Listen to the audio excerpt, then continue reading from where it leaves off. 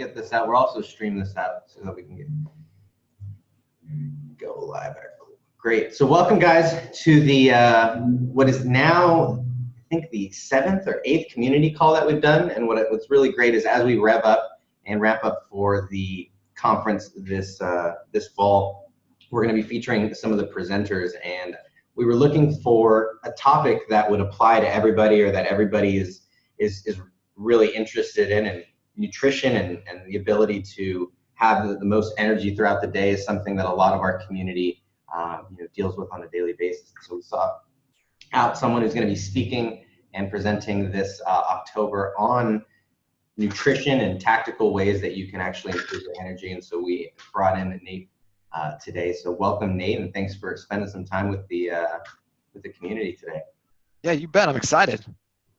So why don't you give us the kind of the background, because Tim is someone who does a great job of really creating a space where people can learn anything that you want, and really being able to do it in a way and from people who are heart-centered and who are out there really providing for people and giving up what we call authentic value. So catch us up on kind of who you are and why you're someone who feels compelled to share about breaking the myths that are out there about nutrition, and also helping people to really just have practical ways to get started. So catch us up on that, and then we'll dig into some of the stuff that you really focus on. Cool. Yeah. So my name is Nate Palmer. I've been in the fitness industry about a little over a decade now.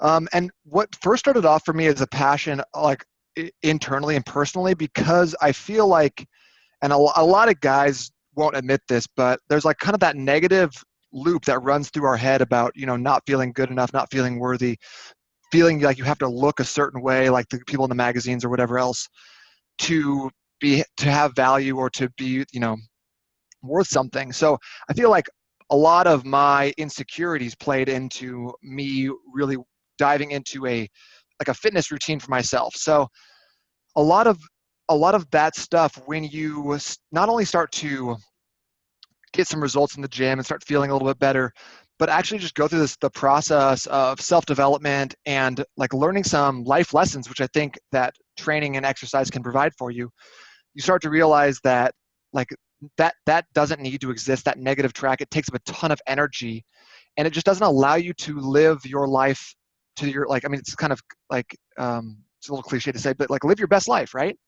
Like if you're always thinking about the negative things that are going on, or how you're not good enough, or you're not strong enough, you're not worth it, whatever, you can't go out and serve other people at your highest capacity. You can't even serve yourself at your highest capacity. So I think that was one of my biggest lessons that I learned probably in the first 4 or 5 years of my career. So, and I've been lifting, probably around 14 or 15 years, been like actively in the gym myself. So, it wasn't an easy lesson, and I definitely learned that through some trials and tribulations. But one thing I love about fitness is that it's constantly, there's always new stuff to learn. So whether it's from the biomechanical side, which I really love, from the nutrition side, which I really love, the psychological aspects that drive people and what helps get people results, not just like what foods should you eat, but actually how do you make these transformations. I just love this entire aspect of how people go through and get results. So why I'm doing what I'm doing right now, and why I'm super passionate about talking about nutrition for high performers, is because I feel like I was constantly working, when I was out in Seattle, I was working at a gym out there, and I was constantly working with these really intense people putting in 50, 60, 70-hour work weeks, and working with nutritionists out there. And the nutritionists seem to kind of give people this one-size-fits-all, like, here's your nutrition, here's what you should be eating, go ahead. And they just felt like they were like dragging. And so for someone who's working 50, 60 hours a week, it kind of seems like the first thing to go is their exercise and their own personal health. And the second thing to go is their family life, and that's just not how it should be. John Vroman, I really love, he says that he didn't want to be a businessman with a family. He wanted to be a family man with a business. And that really resonates with me. And I think with a lot of people out there who are, entrepreneurs, who are hard charging individuals, but don't necessarily want to sacrifice everything for the expense of their career. So I started putting together a plan for some people, basically just like not to lose weight or anything, but just to how do you get the most energy from your food? Because you don't want to be the kind of person who's drinking another like double espresso at 4 p.m. and then you kind of kept like losing your sleep on the back end, you're waking up groggy, you're doing it again, and then you're just kind of in this state of flux and just kind of grumpiness and brain fog and mental fatigue, and you're never really feeling like you're in that flow state. So I try to develop a nutrition plan that would help entrepreneurs get into that flow state and then stay there, so that when they got home at whatever time that was, they were still excited to see their family rather than just like tolerant of it, rolling in kind of sad, laying on the couch watching Sports Center or whatever.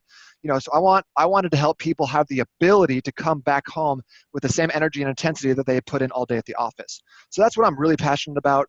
The nutrition plan actually far exceeded my expectations in terms of what it was able to do from a physique standpoint too, which was just an amazing added bonus.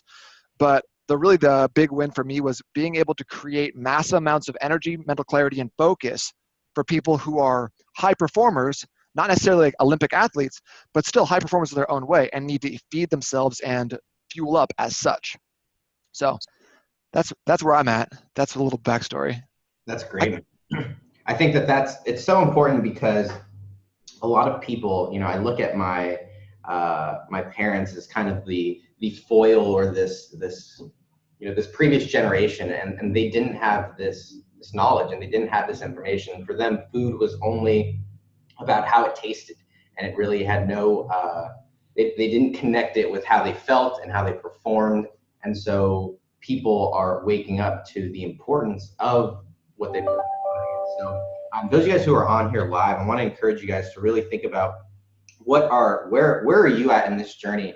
And if you have questions, put them there in the chat, and we'll bring them up here on the call. Or if you want to actually unmute yourself, you can definitely ask those so that we can make sure that this applies to you. But one of the things that you brought up before we started the recording was that there are these myths out there that are holding people back from really achieving at the level that they can with their nutrition. Can you talk about what some of these myths are, and what some things what are some things that people may not even be realizing are holding them back with regards to the food that they're eating? Okay, cool. Yeah. So I'll dive into some of these myths. I'm just gonna apologize up front. This is kind of contrary to a lot of what we see in our in kind of like magazines perpetuated through Instagram, through like just the stuff we read online. So first one I call the morning myth. That's the myth that you want to start your day with a healthy breakfast.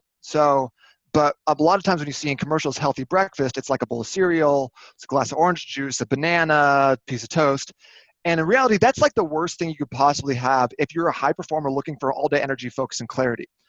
So I call that the morning myth because, and I'm not going to tell you, okay, you need to fast for 16 hours, and a lot of people think, well, aren't like bananas or orange juice, like that's a healthy option, but it's really not if you want that vibrant energy and if you're looking for weight loss, if that's kind of one of your goals.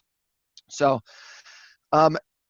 what happens when you eat a banana, you eat some like super, super sugary carbs. And when I'm considering carbs in this scenario is anything that's like white bread, juiced, or like any like fruits or vegetables that are juiced, so it doesn't have the fiber in it. The banana is a kind of a high offender because it's really easy to grab and go. A bagel, donuts, obviously. Anything like that, because what happens there is your blood sugar is going to spike, okay? And if this is something you've done for a while now, you're carrying a little bit of extra weight around your midsection, you probably have something that's called insulin resistance. So what's going to happen is your blood sugar is going to spike, and then your body's going to drop insulin to reduce the amount of blood sugar you have. So the blood sugar goes up, insulin goes up to meet it, but a lot of times you get too much insulin. So even when that blood sugar goes back down, you still have a little bit of insulin in your system. Now, what this does is it cues it's called the leptin. It's called your satiety hormone. So it signals that the leptin tells your brain, hey, we still have some insulin in our body. We need to get some food in there, some blood sugar to get rid of our insulin because your body wants to be in balance. So what ends up happening is you get this like kind of up and down all day of blood sugar versus insulin. And then that's why you keep being like, oh, I'm hungry. And even though you ate a lot of food, so especially this is true is if you don't eat a lot of sugars, sweets, high energy foods, and then you eat them, you'll feel hungry for more of those high energy foods right afterwards. It's just because of this blood sugar and hormonal balancing thing. So after a while, you start losing sensitivity to this leptin, this signal. So like you start to feel like, well, I'm bored. No, I'm hungry. Or like instead of feeling like thirst signals, you feel hunger signals. So you just lose sensitivity to that. So you always start to feel hungry, which is really, really hard then to break free of that cycle and get to a point where you can put yourself back into a healthy eating pattern. And this is especially true when people are like, you need to eat 6 small meals per day. But what's going to happen there is you're just constantly riding this blood sugar roller coaster all day long. And when your body's digesting food, you can't have maximum alertness and mental focus, because most of the blood will come out of your extremities. So you'll lose some from your brain, some from your arms and legs, and it'll go all to your core, your midsection, to help with the digestive process. Also, what happens is it turns on your parasympathetic nervous system, which is your rest and digest. So that's fine, totally nothing wrong with that, but you don't want to be in like a total state of lethargy, rest and digest all day, especially when you're in the middle of a meeting, in your middle of like content creation, writing a blog, filming a video. You want to have a little bit more of that sympathetic nervous system on. That's your fight or flight, and not that you should be always in this either, but it's that balance, right? So you want to be able to control those, turn them on and off at will. So the foil to that myth is, rather than having the high energy breakfast, the nutritious breakfast you see in commercials, having something that's high fat and high protein to start your day. The high fat is going to help your brain activate a little bit faster. You'll think faster, you'll have more mental acuity, and then the high protein is going to keep you satiated all day. So a couple different examples just to give you some really tactical things that you can do today or tomorrow. Really great option is just going to be having some eggs, have a little cheese on it, have a little bit of meat with that, okay? That's super simple. You probably already have that in your fridge. Another option, is just have a shake. I'm not a big breakfast eater myself. I don't prefer to wake up, cook food, and then eat it. Most of the time I'm out the door on the run. So what I'll do is I'll either make a shake in the evening or in the morning, and then take that to go. So what you're going to want to do with that is like have a protein powder, and then depending on where you're at in your fitness journey, if you want to lose a little bit of weight, you use like a PB2, a peanut butter substitute with less calories, or if you didn't mind having a little bit of extra calories, peanut butter, almond butter, cashew butter, something like that. That's going to give you the healthy proteins, healthy fats. It's going to help keep you full for the majority of your morning, and you're just going to be feeling really good and alert the whole time, which is what we're going for.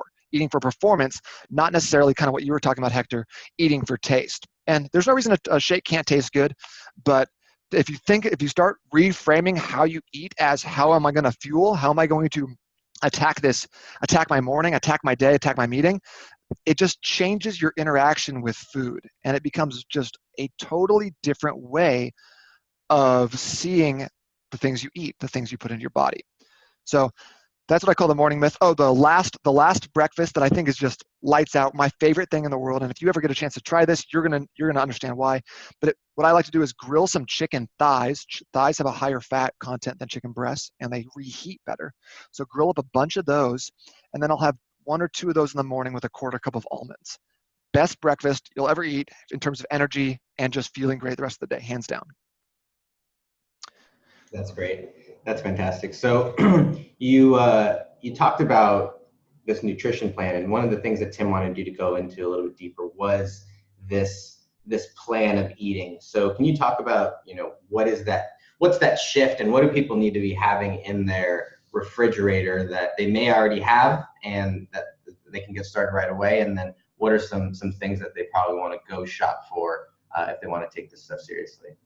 Totally. Okay. So it's not necessarily like a diet or a meal plan. I wrote it up into something called the $1 Million Meal Plan just because it's super catchy. But it's kind of just a different framework around food. So there's a couple different ways of going about it, and it's all based on macronutrients and hormones. Okay. So this is a really good time to jump into it, because when we talk about that morning myth, so you can see that having a protein and a fat for breakfast. And so proteins are going to be eggs, meats. You'll get some protein in the quinoa, but that's going to be more like a higher carb content.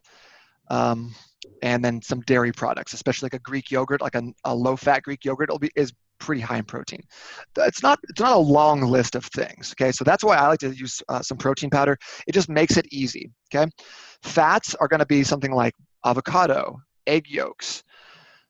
different kinds of oil, seeds and nuts, and then again, not a huge list there. When you're picking your oils out, try to avoid some of the vegetable oils. That's your canola oil, your safflower oil, your sunflower oil, like vegetable oil. None of those are going to be really good at a cellular level. So you're going to want to think about more like extra virgin olive oil, avocado oil, coconut oil are some of the better options there. Okay. So once you have your proteins and fats in the morning, that should give you a kind of a smooth energy ride all the way to lunch. If you're someone who gets hungry mid-morning, or let's say you wake up really early and you work out, something like that, you could tweak this in certain ways to accommodate those workouts or the things that you might need to be doing differently. The second big piece of this, what's called the glycogen priming method, it's the way we optimize our glycogen and our blood sugar to maximize our energy. So the second big piece of the glycogen priming method is the middle of the day, the lunch, is having what I call a big ass salad, okay? So it doesn't necessarily mean you gotta be eating a Caesar salad all the time. What it means is we're gonna be having some protein, so eggs, steak, chicken, something like that, and a ton of vegetables, okay?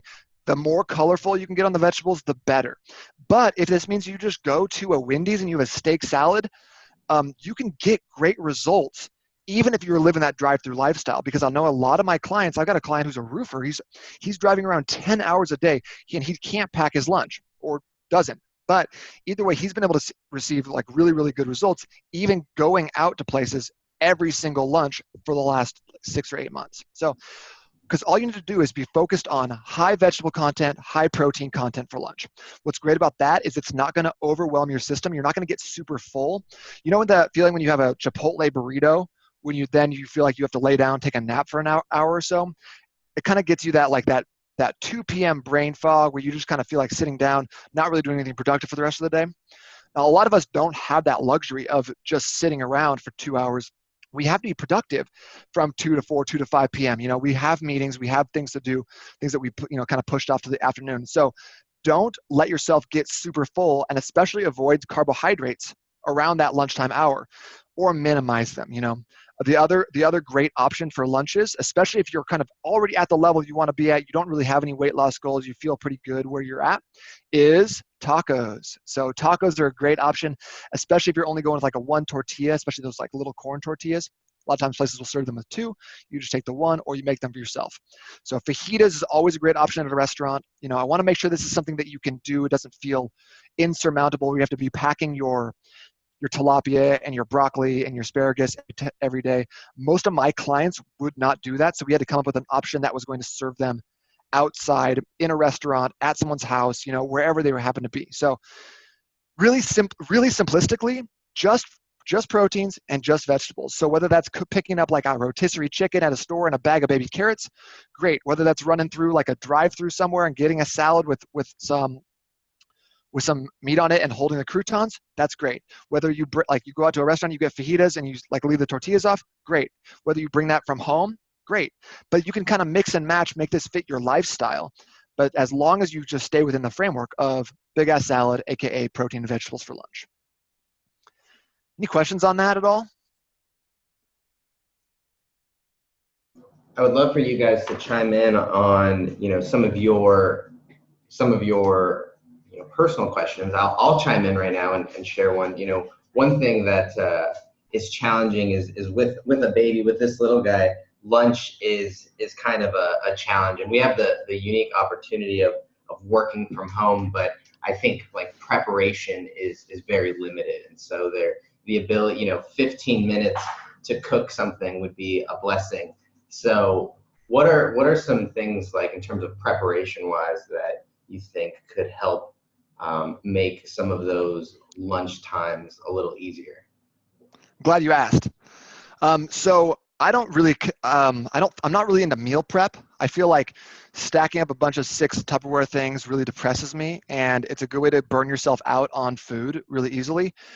But I am into batch cooking. So I think that everyone should own a slow cooker at home. I think that's one of the best things you can make an investment in. So what I like to do in the beginning of the week is just make way too much food. You know, so some of my vegetarian clients will make like black beans, I'll make like, I'll do like a pork tenderloin or two. Sometimes I'll put chicken breasts in, throw some salsa on it, salt and pepper, really, really simple stuff. And then, eat that for dinner on Monday night, but then I'll have a big thing filled with chicken for the rest of the week. So then you already have it prepped, it's already cooked, and you can throw it onto literally whatever you want to. So whether that goes on a salad, whether that goes into tacos, whether that's just something you eat while you're holding the baby with one arm, Hector. I've been there. I got a 10-month-old baby right now, so I feel your pain. The other thing is going to a place and buying some food that's already prepped for you. So Costco sells like already hard-boiled eggs, and they sell them in a 2-pack. Just makes it so easy. You just tear it, I'll salt and pepper it, and then you just pop them in and go, okay? Or cut them in half, whatever. Trader Joe's is also amazing for being able to give you options that you don't need to do a ton of prep on. A lot of their stuff, a lot of their frozen food is really easy to just heat up either in the microwave or in a pan really quick and just get on your way.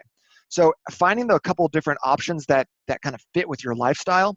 So Hector, maybe for you, that's 2 hard-boiled eggs and then a bag of carrots.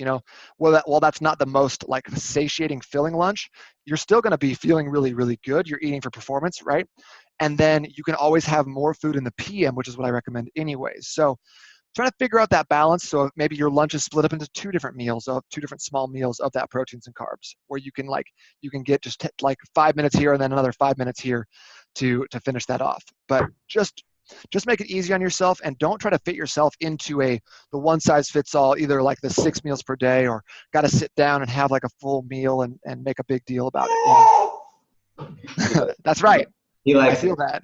He likes it. So guys, if you guys want to unmute yourself, or if there's any questions in there, one thing that I think a lot of people are now definitely asking is what's the evening look like, and how what's kind of the payoff, and I think that is probably where people are hoping that there's a little satiation or indulgence. So maybe there's you can shed a little light on that.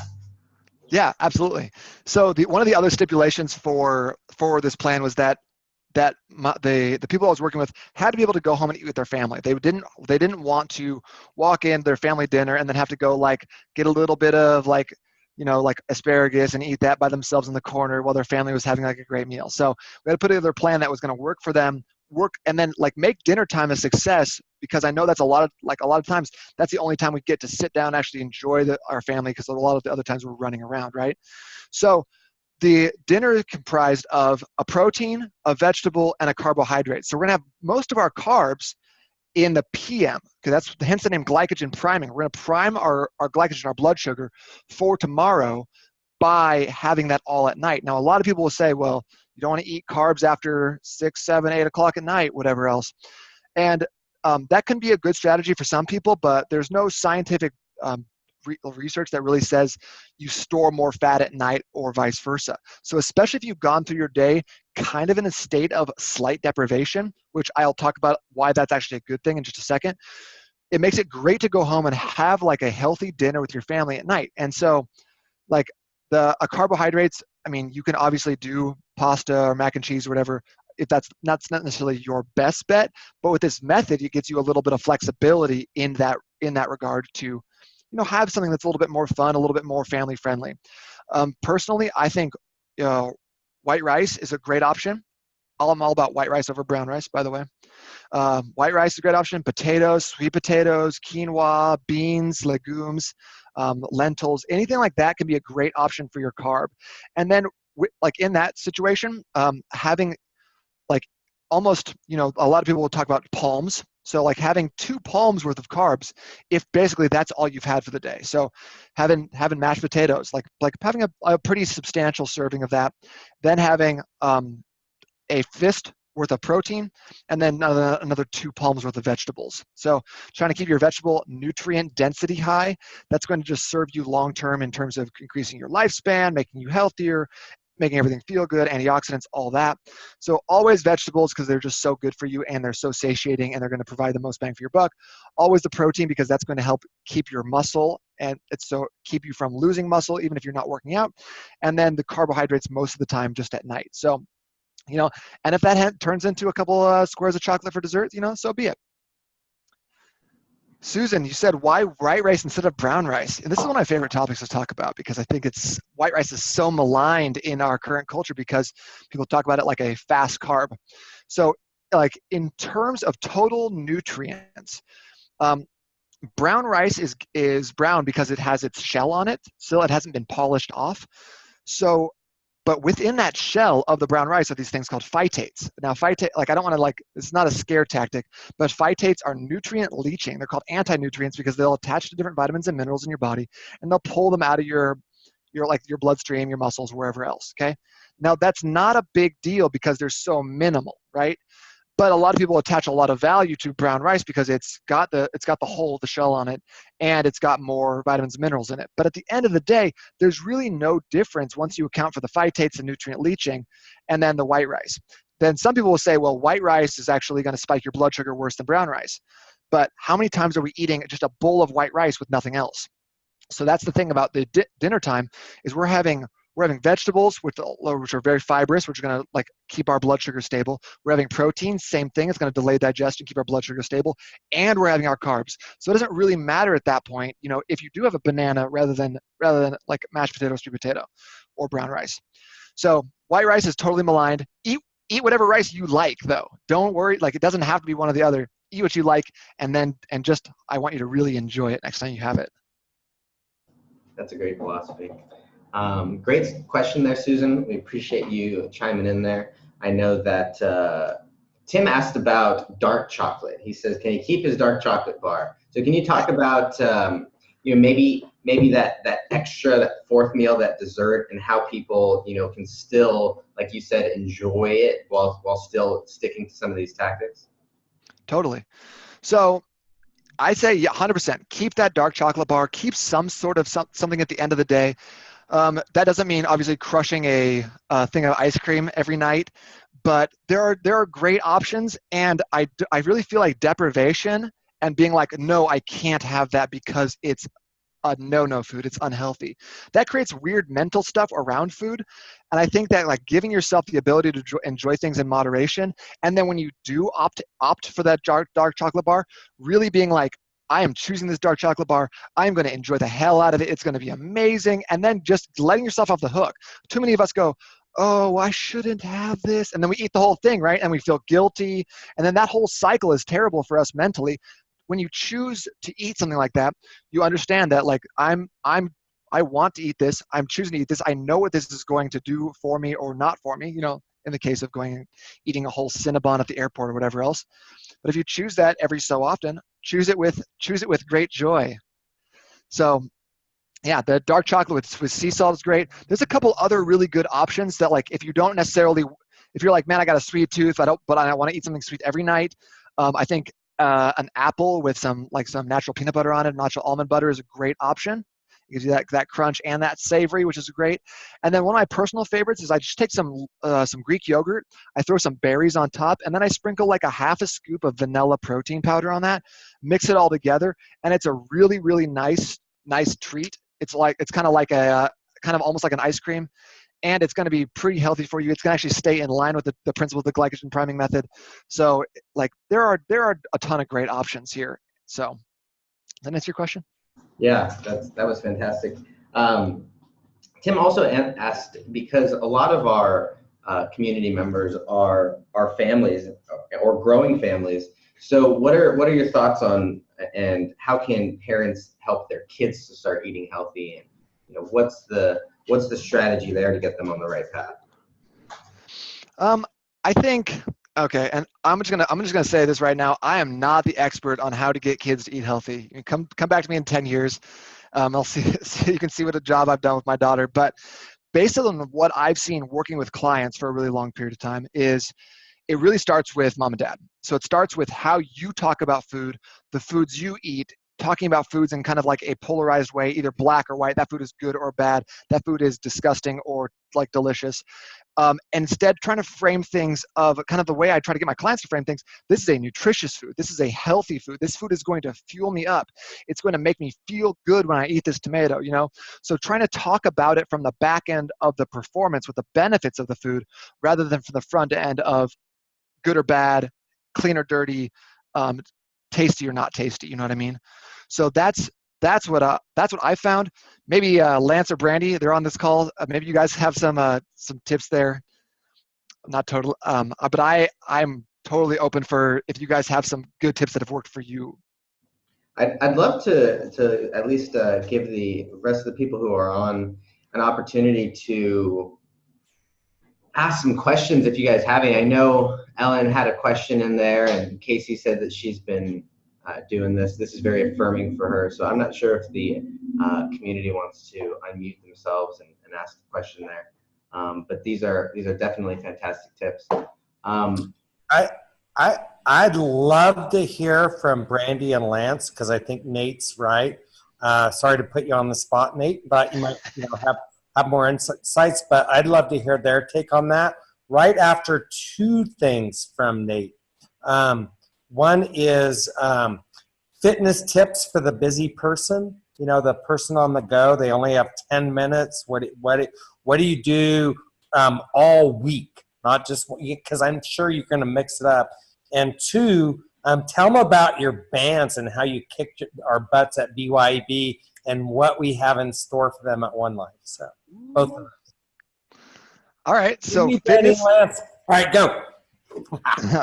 So fitness tips for the busy person. So a lot of people that I work with, especially, say that like I don't have time to go to the gym. Like between driving there, working out for an hour, showering, driving home, it's just not going to work out. So what I like to do is give them small workouts so that they can kind of chunk out throughout the week.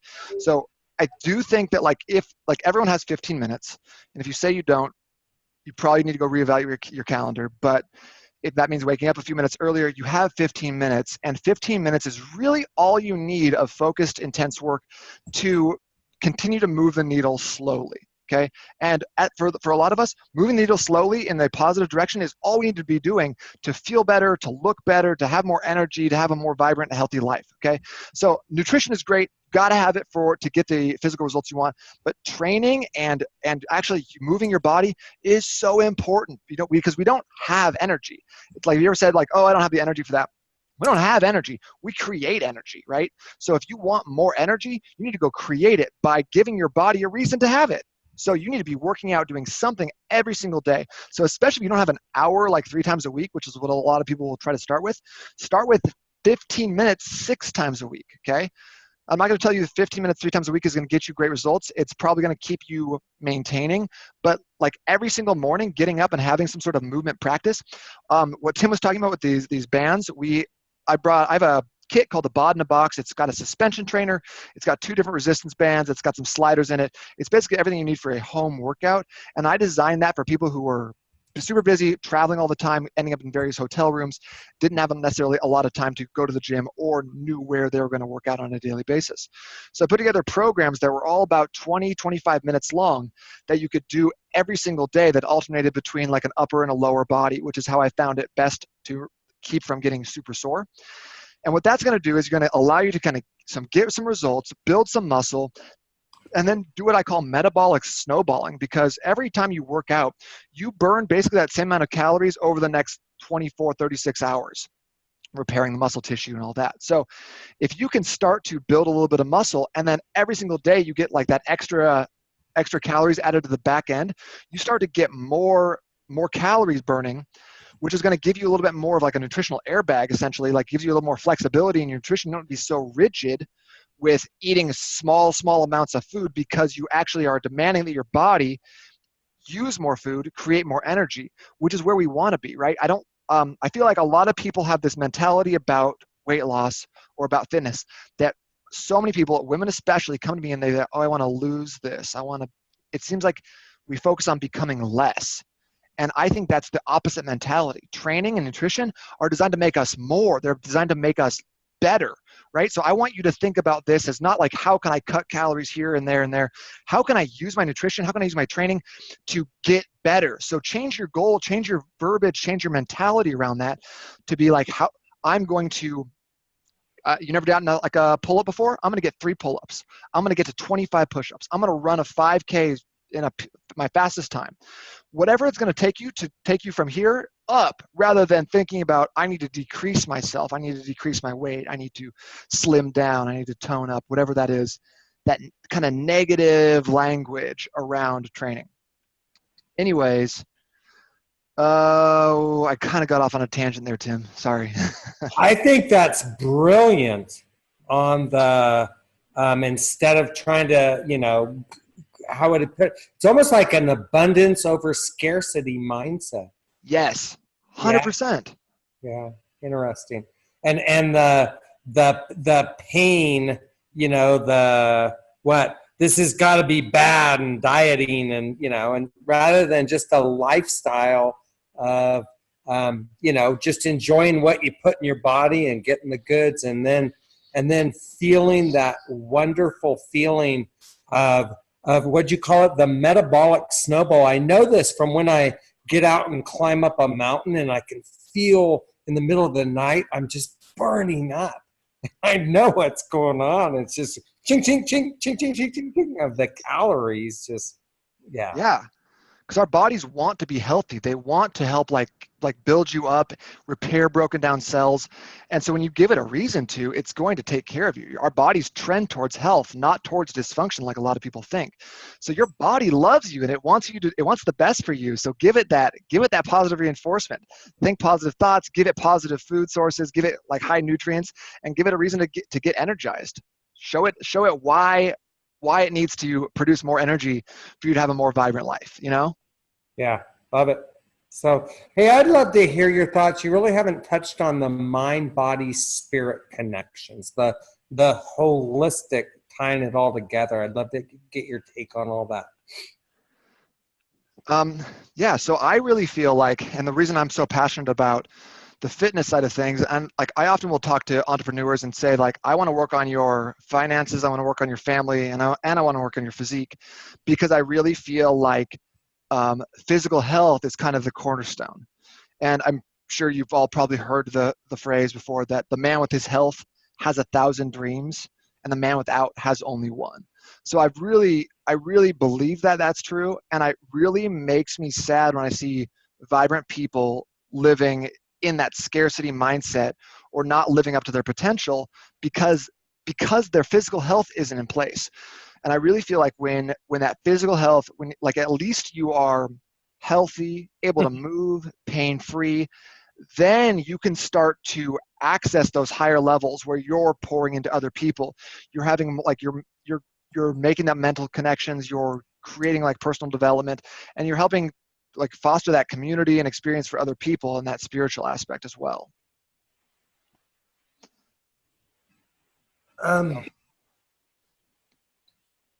Cool. Hector, what you got, man? I think this is great stuff. I don't know if you were going to have the Salazars come on and share a little bit, but I think that this has been a fantastic talk. And what I think is most important is what Tim just brought up in the comments, and that this ultimately, you know, has a big impact on our time here on Earth, and allows us to not only be here longer but enjoy the moments a little bit more. So it's great that people like you are, you know, waking people up to this approach. So guys, if there's any other questions, I'd really encourage you guys to ask them. One thing that I'd love for you to go into, Nate, is you kind of pioneered the ability to do things like without needing to go anywhere or without needing a whole lot. Can you talk a little bit about what some of these maybe exercises or routines are? Because I think a lot of people, they have that excuse, or they're traveling, or they're at conferences, or you know, they use that excuse of not being able to make it to the gym as a big reason why they can't really hit their goals. So what goes into some of those routines and exercises? Great question. So I always love to choose exercises that have a really high reward and low risk. You know, so that doesn't involve like the single leg standing on a Bosu ball naked with your foot up, touching your nose, swinging the kettlebell around. You know, I want things that are like proven. I want things that you can do quickly and easily, generally anywhere. And I like things that accomplish more than one function at once. So, for example, are you ready? I'm gonna try to put this in, like down so you can actually watch me do a Bulgarian split squat here. Let's try it. So, for example, you can do this anywhere in your house. You guys are lucky I'm wearing pants, by the way. All right, so like on your house, in your hotel room, this is called a Bulgarian split squat. It's from Bulgaria, so you know it's good. But you drop yourself down like that, you get a big stretch through here through the quad. You'll get that focus on that ankle and knee stability on this front leg, and you get to come back up and get some of the lower ab stuff. So in that one exercise, you get to train stability, you get to get a stretch, and you get to train strength on that leg, on that balance leg. So that's one of my favorite total body exercises that you can do anywhere. I also really am passionate about rowing. I think that pulling exercises, whether you're doing it on a cable machine like that, like pulling back, pulling down like that, those are all really, really important in our current society where we spend so much of our time bent over in that kind of computer posture, phone posture, with a head forward like that. So by pulling, we get to reinforce great posture, which makes us look better. And then when we look better and have better posture, literally everything in our life changes. And we don't even realize it. When you walk into a room with good posture, people think differently about you. And you can sense that, right? You know, if you kind of feel people's energy towards you, people automatically assume more positive things towards you. People who walk in and kind of project that confidence, project that that power posture essentially. And a lot of us don't like that. We kind of make ourselves smaller. And I did that for so many years because I'm a kind of a tall guy. I didn't want to walk in like trying to flex on everybody. So I really made myself small because I didn't want anyone to be offended. But you change your posture over time with some specific targeted exercises. You change how people perceive you. And there's statistics that if you're like a certain amount taller, that you make more money. So you're welcome. I also think that having two reps of a row for every 1 rep of a push is really important for shoulder health and upper back strength. And I think that having 2 reps of the horizontal pull versus 1 rep of the vertical pull is also essential for shoulder health. So I like things like that. I also like things that you can do anywhere. So what I'd love to do is give you guys a 5-day workout that's all body weight based. There's no equipment needed. You don't need a bod in a box or anything, but I can set anyone else up here who wants with that. So something that you can do. Everything is video linked. So if you're like, what is an inchworm? You just click on the link. It'll be a really long-haired version of me explaining it. You'll get over it. It's fine. Where do people go to find out about that stuff, Nate? I can share a link to that in the chat, or I can just put it in the group. What would be preferable? Throw it in the chat now so the people on live can grab it, and then I'll try and grab it from there and post it in the group as well. So cool.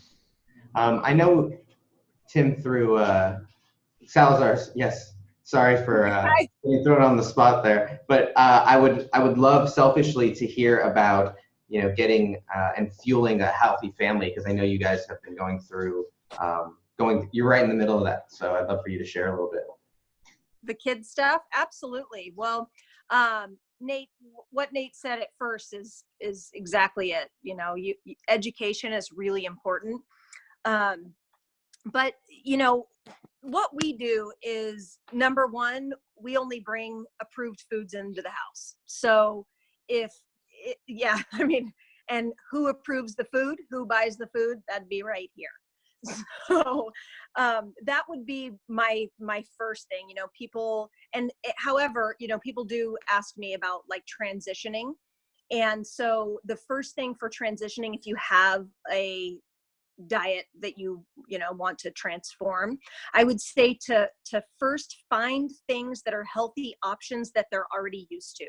So something that's similar that let's say they love mac and cheese, right? Go find a brown rice pasta and an organic cheese option and start there. And, maybe add almond milk or ghee instead of regular butter or whatever. So try to find options, or if they eat Doritos, go find a Luke's brand that's organic without dyes in it. And so transitioning is important for a lot of kids. But I would also add that it really depends on the kid. So in our house, when we went all in with our health a few years ago with Huli, it was easy to educate her, watch a couple documentaries and have her really understand what fueling her body does to her body, the longevity of her life, her energy. She's an athlete, so she cares about her performance. So that was important for her. Well, with Natalie, she was like, meh, didn't really help any. So for her, it was about empowering her to learn how to cook and to make things that were healthy. So for her, she really liked baked goods. She loved sweets. And so she started learning how to make alternative options, paleo. So essentially just things with like nut flour, natural sugars like honey or coconut sugar or monk fruit, things like that, instead of refined sugar and typical glutened flour. So that's really it for us. And we try to keep it pretty simple. As much as it's nice to have snack options. The less options kids have, the better, because they know what the healthy choices are. A lot of fruits and vegetables for us. And Hector, for you, they're young. Your little guys are going to be they're still young. So as you start to incorporate foods, you get to choose. Really, that's where you have it easy. You don't have to do a transition. Yeah, hope that's helpful. Thank you so much for that. Nate, any final thoughts on kind of response and kind of what Brandy said? I love that, Brandy. I love what you said about like easy transitions. That's not something I would have necessarily thought of. And I also love what you said about educating. I think it's really important to like having said that, like watch a couple documentaries, bring the kids in on the process, and actually let them like make that call themselves almost, because of their they want to be healthy, right? Yeah. So that's rad. Right. And what's interesting, just a story for us is like with Huli, as she transformed her diet and, we eat really, really clean. Anytime she eats something, like she'll have pizza, she'll wake up the next day or a few hours later and be like, oh, I had pizza, and so she knows what it feels like in her body now. And so Wow. yeah, it's a big deal. Or, oh, I'm not going to make that choice because I have a game later. And she'll know what it does. Awesome. Yeah, they know once kids eat clean, they know how it feels. I mean, something you just said is amazing. We make energy. So if you have McDonald's or you have, a salad, what kind of energy is your body creating depending on what you eat, right? So they understand that when their bodies are clean. That's great. This is fantastic. Thank you so much for that, Brandy. Yeah, absolutely. Guys, this is a perfect kind of just wrap up. If you guys have any questions, throw them in the chat there and we'll see what we can do. Both of these wonderful people are going to be with us in October at the One Life conference. And this is the goal of these, this community call is to give you a sneak peek.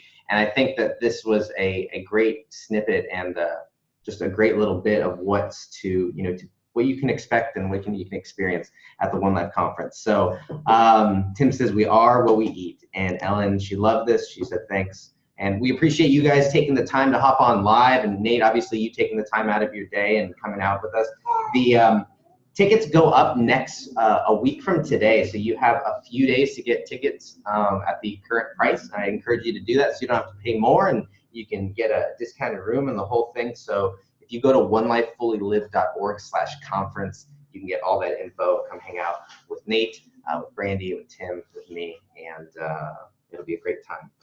Just some other minor tidbits that you can look forward to. One Life is producing a journal. We call it the Roadmap Journal, and it's going to be something that is going to be given to all of the kids that go through the One Life Dare to Dream program, and it's going to be released on Amazon, and you can give it to you can use it for your kids. You can give it to a niece, a nephew. It's going to be a great holiday gift, and so look out if you want to get involved with the release of that, or you feel passionate about helping kids. Look out for that. And then next month, we always have our community calls the second Wednesday of every month at 5 o'clock. And we'll have Kathy Kristen. She is also a One Life presenter. She's going to be talking about how to design the life that you love. And so it'll be right in line with what's going to be happening this October. Thank you, guys. I appreciate it. I put into the chat there, Nate gave us the link to go ahead and download the plan. So I'd encourage you guys to get that. I'll make sure that that link goes out in the group as well. I also just put a link in there real quick. I put together a resource for people who are just on the go and don't necessarily have time to like make lunches. I put together my top 2 recommendations at the 10 most popular fast food chains, how you can kind of make that work for you, as well as like eating on the go restaurants, top healthy brands. So that second link it's called My Fit Fast Food, and then that's free also for you guys. So. And then hit me up on Facebook if you have any questions or anything else, like any other way I can help. I'd love to support One Lifers any way I can. So. Hey, sorry. Whoa, come back. Hey, Nate, thank you so much for being on. And Brandy, thank you for the cameo. It's just amazing. And yeah, we just have a wonderful heart-centered community full of talented people in many, many areas. And this is just an example of a taste of what you'll see. And man, I've never felt the buildup for a conference like this, so early on. There's already a buzz. There just keeps being more and more talent coming on. I feel like it's the High Sierra Music Festival, and we keep adding freaking major headliners, and it's like, oh my goodness, how are we going to squeeze all of this in? And man, so anyway, lots of good stuff in the community. Does anybody on this call want to take a minute and promote their business or something they're happy about in their life? Got a few minutes left. Love to hear from you. And if not, no worries. Yeah, if anyone has something that they're excited about, I know one thing that Tim is passionate about is just providing a platform for you guys to be able to not only leverage the knowledge, but the network that's here. So if you guys have any exciting projects that you guys want to share, obviously I encourage you to do that now, and always share those in the community and things that are going on in your life that are positive, because it inspires us all, for sure. With that, Nate, thank you so much. It's a real honor, when someone would take the time out of their day, especially with all the things that you've got going on. And so we appreciate it a ton, and look forward to October. It's going to be a good time. Thanks. I really appreciate being here. Sorry we didn't get to go into keto. But I can't cram that into like 4 minutes. So. Oh, wow. You know what? Make a video in the next week. Yeah, please post about that. You want the video?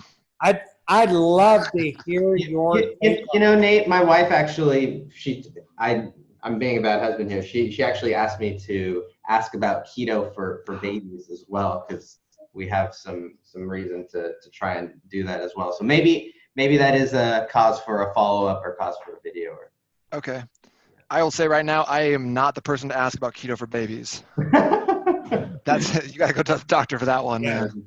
Hey, Nate, thank you so much for what you